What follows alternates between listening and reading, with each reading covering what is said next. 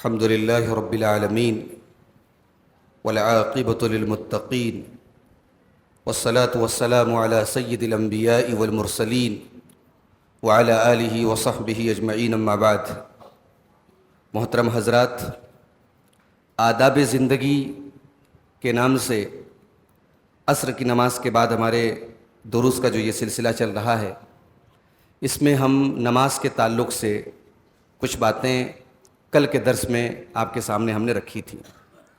آج سے ہم نماز کے طریقہ کو لے کر کے بات شروع کرنے جا رہے ہیں، اور اس میں ہم کوشش کریں گے کہ نماز کا پورا طریقہ اسٹیپ بائی اسٹیپ آپ کو بتایا جائے، اور ایک ایک چیز کے بارے میں جو چیزیں امپورٹنٹ ہیں وہ آپ کے سامنے رکھی جائیں۔ سب سے پہلی بات تو یہ یاد رکھیں کہ نماز اللہ کے رسول صلی اللہ علیہ وسلم کے طریقے کے مطابق ہونی چاہیے۔ نماز میں آپ منمانی نہیں کر سکتے۔ اگر آپ کی نماز اس طریقے کے خلاف ہے جو طریقہ رسول کا تھا، تو یہ نماز اللہ تبارک و تعالیٰ کے ہاں کاؤنٹ نہیں ہوگی۔ ایک مرتبہ اللہ کے نبی صلی اللہ علیہ وسلم مسجد میں آئے، اور اس کے بعد ایک آدمی آیا، اس نے نماز پڑھی، اور نماز پڑھنے کے بعد اس نے اللہ کے رسول کو سلام کیا۔ اس نے سلام کیا، آپ نے سلام کا جواب دیا، اور پھر آپ نے فرمایا کہ ارجع فصل فإنک لم تصلی۔ وہ آدمی نماز پڑھ چکا تھا۔ اللہ کے رسول نے فرمایا کہ واپس جاؤ، پھر سے نماز پڑھو، تم نے نماز نہیں پڑھی۔ وہ آدمی دوبارہ گیا اور نماز پڑھ کے آیا، اور پھر اللہ کے نبی کو سلام کیا۔ آپ نے فرمایا ارجع فصل فإنک لم تصلی، واپس جاؤ، پھر سے نماز پڑھو، تم نے نماز نہیں پڑھی۔ جب 3 بار ایسا ہوا تو تیسری مرتبہ اس نے کہا والذی بعثک بالحق فما احسن غیرہ، اے اللہ کے نبی، اس اللہ کی قسم جس نے آپ کو حق کے ساتھ نبی بنا کے بھیجا ہے، اس سے بہتر میں نماز نہیں پڑھ سکتا، فعلمنی، آپ مجھے سکھا دیجئے۔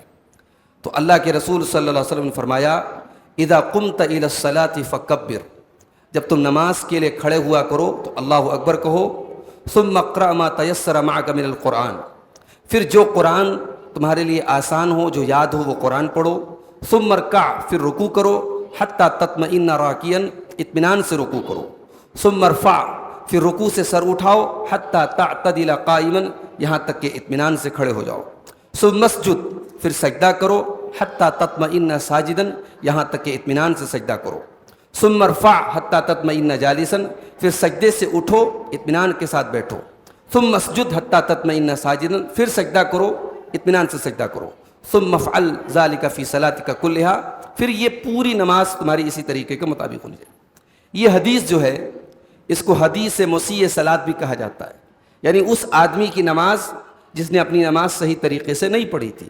یہ بڑی مستند روایت ہے، بخاری اور مسلم کے علاوہ حدیث کی تقریباً تمام کتابوں میں۔ تو یہ بنیاد ہے حدیث، یہ نماز کی بنیاد ہے یہ حدیث۔ تو نماز میں سب سے پہلی چیز کیا کرنا ہے؟ ہمیں کھڑے ہو کے نماز پڑھنا ہے، قیام کی حالت میں نماز پڑھنا ہے۔ اللہ تعالیٰ نے فرمایا وَقُومُوا لِلَّهِ قَانِتِينَ، اللہ کے لیے کھڑے ہو کر کے اس کی عبادت کرو۔ حضرت عمران بن حسین کہتے ہیں، صحیح بخاری کی روایت ہے، کہ مجھے بواسیر کی بیماری تھی، میں نے اللہ کے نبی صلی اللہ علیہ وسلم سے پوچھا کہ نماز میں کیسے پڑھوں؟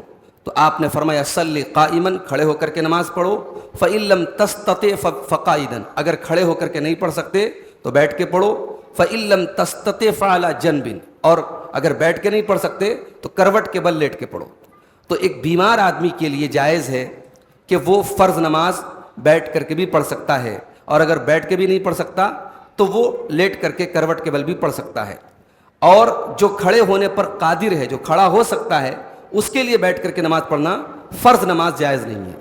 ہاں، نفل نماز اگر وہ چاہے تو بیٹھ کر کے پڑھ سکتا ہے، مگر اس میں ثواب اس کو آدھا ملے گا۔ جس طریقے سے سواری پر انسان نفل نماز پڑھ سکتا ہے، ویسے بیٹھ کے پڑھ سکتا ہے، مگر ظاہر ہے جب ہمیں ثواب بھی آدھا مل رہا ہے تو ہم بلا وجہ کیوں بیٹھ کر کے پڑھیں گے؟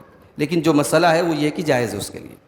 سخت خوف کی حالت ہو، جنگ کا میدان وغیرہ ہو، تو وہاں کھڑے ہو کر کے سواری کی حالت میں قبلہ کی رخ کی طرف یا بغیر قبلہ کی طرف کیسے بھی نماز پڑھی جا سکتی ہے، ہم نے کل اس کے بارے میں آپ کو بتایا تھا۔ اگر کوئی آدمی معذور ہے، کھڑے ہو کے نہیں پڑھ سکتا، اگر وہ بیٹھ کے پڑھتا ہے تو کیا اس کے ثواب میں کمی ہوگی؟ اس کو ثواب پورا ملے گا۔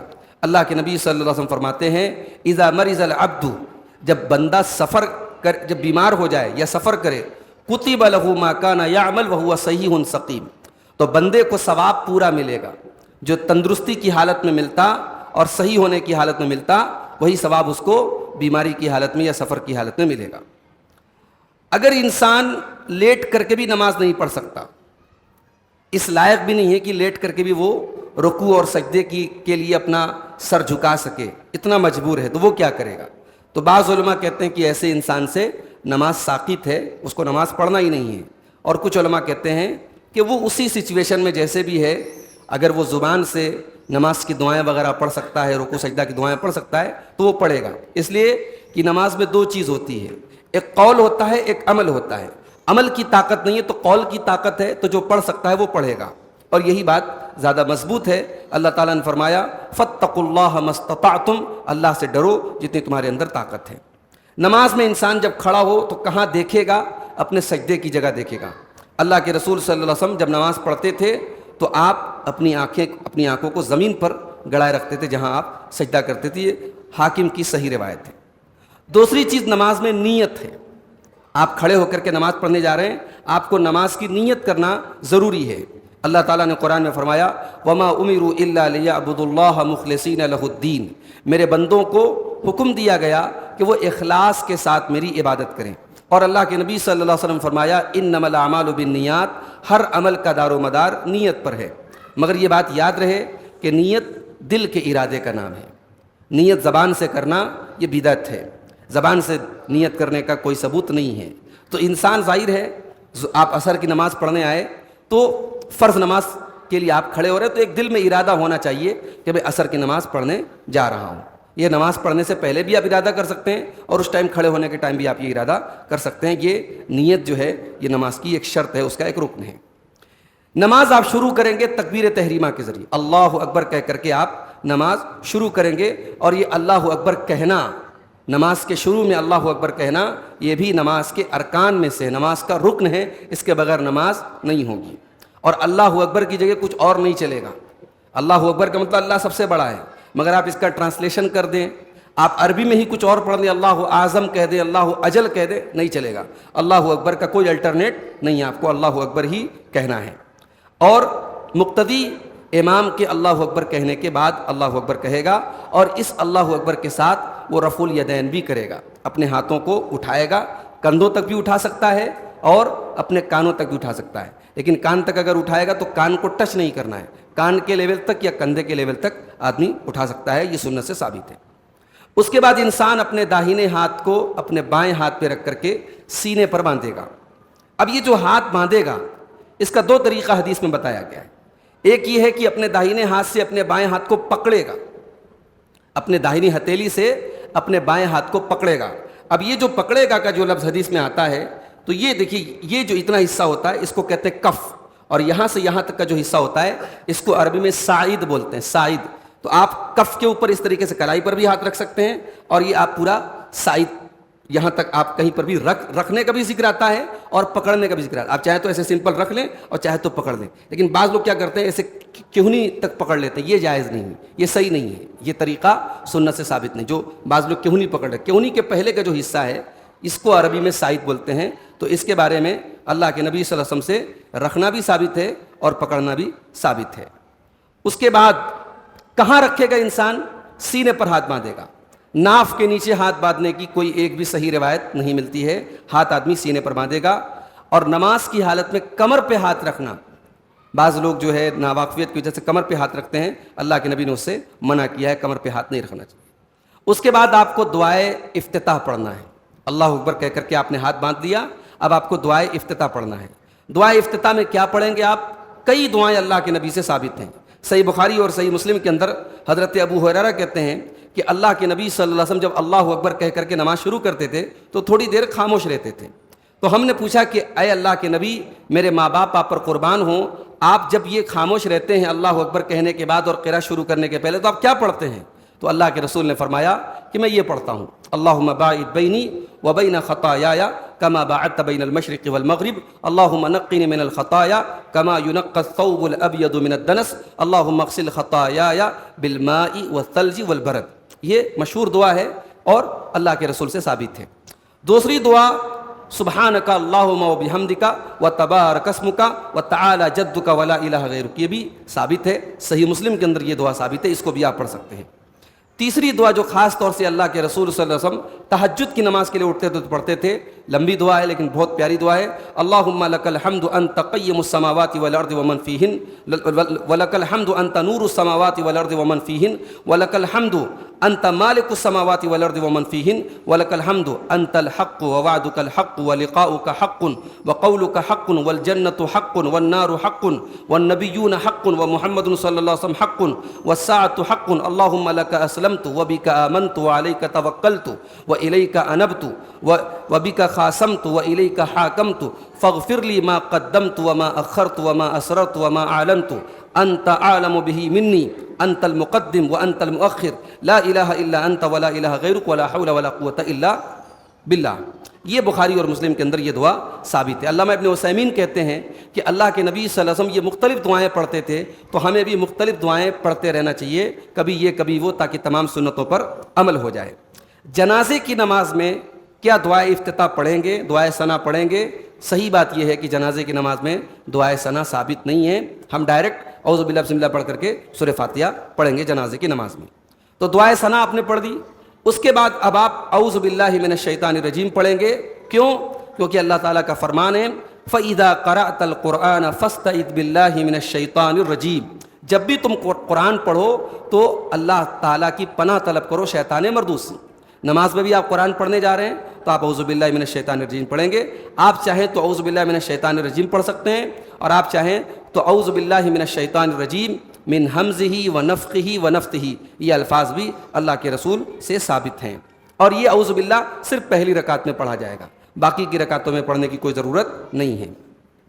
اس کے بعد آپ سورۃ الفاتحہ پڑھیں گے، اور یہ جو سورۃ الفاتحہ پڑھیں گے آپ، یہ نماز کا رکن ہے، اس کے بغیر نماز نہیں ہوتی۔ بخاری اور مسلم کی روایت ہے، اللہ کے رسول صلی اللہ علیہ وسلم فرماتے ہیں لا صلاۃ لمن لم یقرأ بفاتحۃ الکتاب، جو سورہ فاتحہ نہ پڑھے اس کی نماز نہیں ہوتی۔ سورہ فاتحہ کا کوئی الٹرنیٹ نہیں، پورا قرآن آپ پڑھ لیں اور سورہ فاتحہ نہ پڑھیں نماز میں، آپ کی نماز نہیں ہوگی۔ اور یہ سورہ فاتحہ ساری نمازوں میں، فرض ہو، نفل ہو، اور جنازے کی نماز ہو، تراویح کی نماز ہو، عید کی نماز ہو، جمعہ کی نماز ہو، ساری نمازوں میں آپ کو پڑھنا ہے۔ مسافر ہو، گھر پہ ہو، عورت ہو، مرد ہو، بچہ ہو، سب کو پڑھنا ہے، ٹھیک ہے؟ لیٹ کے پڑھیں، بیٹھ کے پڑھیں، ہر حال میں آپ کو سورہ فاتحہ پڑھنا ہے۔ امام کے پیچھے اگر کوئی نماز پڑھ رہا ہے مقتدی، تو وہ سورہ فاتحہ پڑھے گا یا نہیں پڑھے گا، اس میں اختلاف ہے، لیکن دلیل کے اعتبار سے زیادہ مضبوط بات یہی ہے کہ مقتدی کو بھی سورہ فاتحہ پڑھنا ہے، چاہے وہ سری نماز ہو، چاہے وہ جہری نماز ہو، چاہے وہ مغرب کی، عشاء کی، فجر کی نماز ہو۔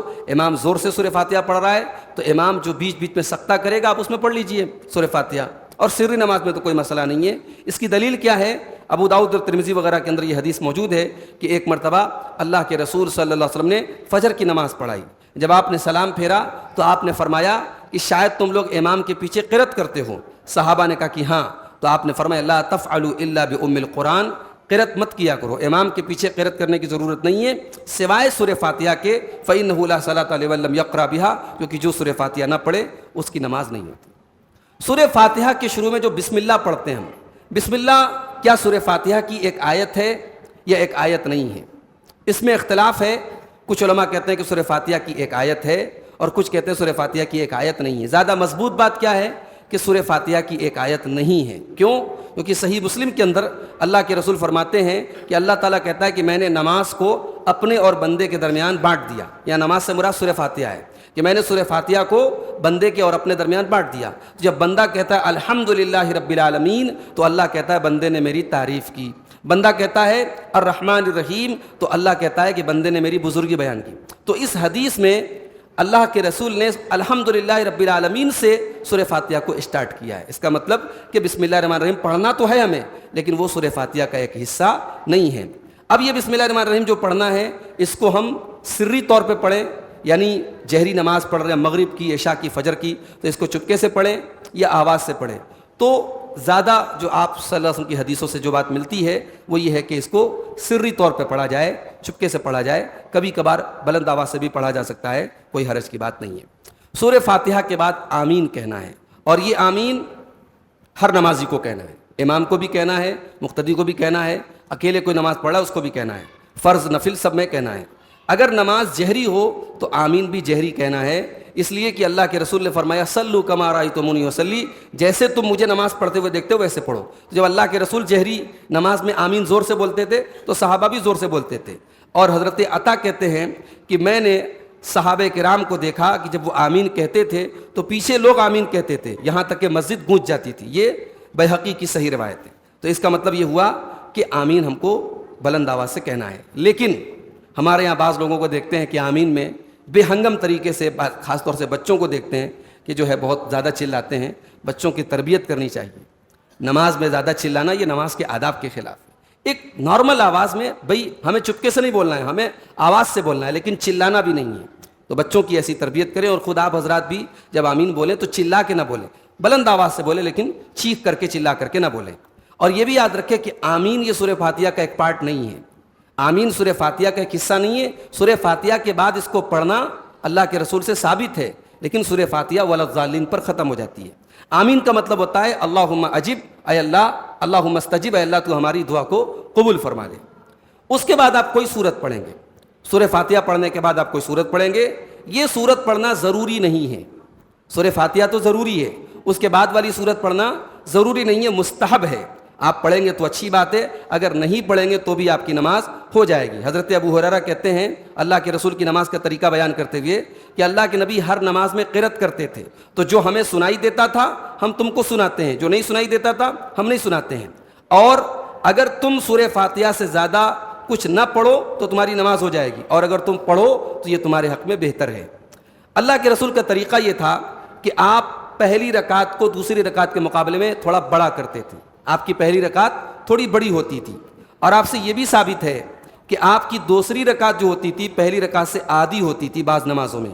اور آپ سے یہ بھی ثابت ہے کہ کبھی کبھی شروع کی 2 رکعت لمبی ہوتی تھی اور برابر ہوتی تھی، اور بعد کی جو 2 رکعت ہے خاص طور سے عصر میں اور ظہر میں بعد کی جو 2 رکعت ہے، تیسری اور چوتھی رکعت، وہ پہلی اور دوسری کی آدھی ہوتی تھی.